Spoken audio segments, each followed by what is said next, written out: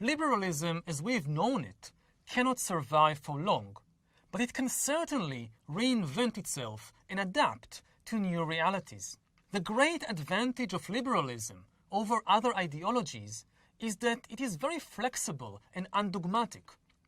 Liberalism has already experienced several cycles of crisis and regeneration over the last century. It has survived 3 big crises: the First World War, the fascist challenge in the 1930s, and the communist challenge in the 1950s to 1970s.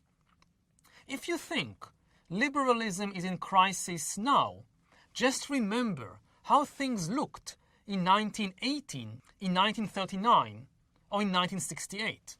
So there is a good chance that liberalism will again make a comeback, if it knows how to reinvent itself.